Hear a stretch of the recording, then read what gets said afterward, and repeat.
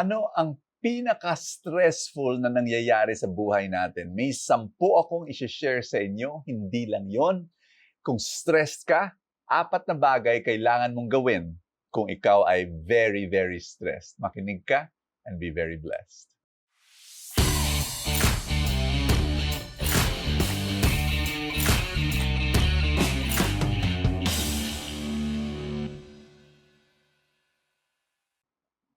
May maraming tao, libo-libo, since 1967 ang kumuha ng Holmes-Rahe stress scale. Kaya medyo alam natin ano yung pinaka-stressful na nangyayari sa buhay ng ang top 10. Ganito, number 1, death of a spouse. Siyempre. Number 2, divorce. Parang death na rin yan, di ba? At ang sakit-sakit. Very stressful. Number 2, divorce. When a marriage breaks down. Number 3, marriage separation. Ibig sabihin, yung paghihiwalay physically, hindi to divorce. Pero halimbawa, physical, magkalayo kayo. Yan ang nangyayari sa Pilipinas ngayon, di ba? Marami tayong OFW families. Buti na lang may online, nakakapag-usap, kwentuhan pa rin araw-araw, di ba? Naku, ng pandemic, ang daming mga bansa nag-lockdown, na-trap yung ating mga mahal sa buhay natin, hindi makauwi. Very stressful yan. Ang mensahe ko ganito, bago ko ituloy yung 4, 5, 6, 7 hanggang 10, ano? Ang mensahe ko ganito, pag alam mo na nangyayari yan sa buhay mo, kailangan aminin mo na stressful yan para maka-adjust ka. No? Ihanda mo sarili mo. Oh, ito yung number 4, imprisonment. Obviously. Number 5, death of a close family member. Ang dami natin naranasan yan during the pandemic. Number 6, injury or sickness. O di ba? Nakaka-stress yung, ay, may COVID yung kapatid mo. May COVID yung pinsan mo. May COVID yung nanay mo. Grabe yan. And we've experienced that. Number 7. Ito, magugulat ka. Marriage. O di ba? Positive, pero stressful. Kaya ang goal, ang layunin, hindi yung iwasan mo lahat ng stress. Kailangan naman, di ba yan? Kung you wanna grow, you want to get married, positive. Pero, it's not so much avoiding, but how to manage it. Ito pa, number 8, job loss. Siyempre, the past 2 years, di ba? Ang dami nagsarang mga negosyo. Ang dami mga negosyo naglumiit. Ha? Siyempre, stressful yan. Ano pa? Number 9. Ito, magugulat ka. Marriage reconciliation. Reconciling with your spouse. Let's say, nag-away kayo, no? Malaking away. Hindi mo maliliit lang, ha? Malaking away. Reconciling is very stressful. Pero kailangan mong gawin. Uulitin ko, ha? When you know that you're going through change in your life, whether positive or negative, it is stressful. Number 10, retirement. O, di ba? Positive dapat yan. Pero ang daming tao, stress na stress dyan. Kasi all of a sudden, nagbago schedule nila. Nagbago yung saan sila pupunta, anong gagawin nila. Ang dami nga nagkakasakit pagkatapos ng retirement kasi stress. Dahil hindi nila alam anong gagawin nila sa buhay nila. Alam mo, sa ibang mga sources naman, mga surveys, eto pa, idadagdag ko so hindi lang 10. Yung ang isang family member nagkasakit, stressful yan. Pag pregnancy, naku, new baby, yes. Ito pa, paglipat ng bahay, napaka-stressful yan.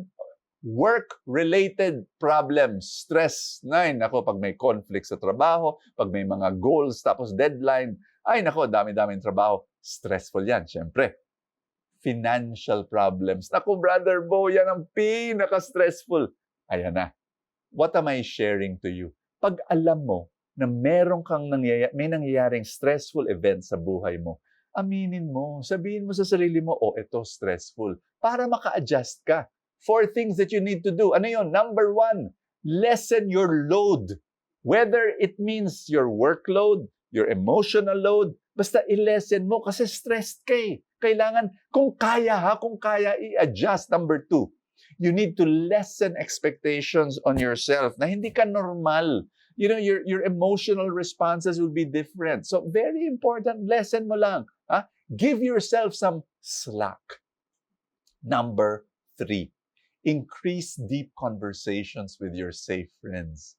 Kaibigan, don't do life alone. May pinagdadaanan ka. Hingi ka ng tulong sa isang kaibigan, 2, 3 kaibigan na makikinig sa iyo. In fact, ang gawin mo, sabihin mo sa kanya bago ka magkwento, tulungan mo naman ako. I don't need your advice muna. Makinig ka lang sa akin. Kasi yung iba nape-pressure di ba? Naku, magkikwento to, di ko alam anong sasabihin ko. Hindi nila kailangan magsabi ng mga advice. Mamaya. Pero ngayon, ang kailangan mo may makinig sa'yo. May makiramay sa'yo. Yan ang kailangan ng isang taong nasa-stress. Pang-4, kailangan mo to increase your restoration activities. Ano yun? To be able to rest more physically, to be able to exercise, to be able to pray more, to be able to meditate more, to be able to go to church. This is what you need in your life. Ang ebanghelyo natin ngayon tungkol sa bagyo. Na pag malakas ang bagyo, babagsak ba ang bahay? Depende. Nakatayo ba siya sa buhangin or nakatayo ba siya sa bato? Naniniwala ako. Ang Panginoon, iniimbita ka. Magdasal tayo ngayon at sinasabi niya sa iyo, itayo mo yung buhay mo sa akin, sa bato. Sumunod ka sa Panginoon during stressful moments. May bagyo ba na nangyayari sa buhay mo ngayon? Pray with me. In the name of the Father, and of the Son, and of the Holy Spirit. Amen. Panginoon, I want to call on you and to depend on you, and to trust you. Panginoon, may bagyo na nangyari sa buhay ko. Ang lakas-lakas ng hangin. Ang dami kong problema. Pero Lord, Ikaw ang aking tagapagligtas at Ikaw, Panginoon, ang pinanggagalingan ng aking lakas at ng ligaya at ng lahat ng pagpapala. Kaya, Panginoon, nakatayo ang aking buhay sa iyo. You are my rock. And I trust you, Jesus. In Jesus' mighty name, amen and amen. In the name of the Father, and of the Son, and of the Holy Spirit, amen. May tanong ako, gusto mo ba makapagbago ng iyong financial life? Alam mo, I give financial seminars, and this Saturday, meron ako how to make millions in the stock market. Libo-libo na ang naka-attend niyan at nagbago ang kanilang financial future. Come and join us. The link is in the description below. At makukuha mo yan. I hope you join me. I hope to see you there. God bless you and see you tomorrow.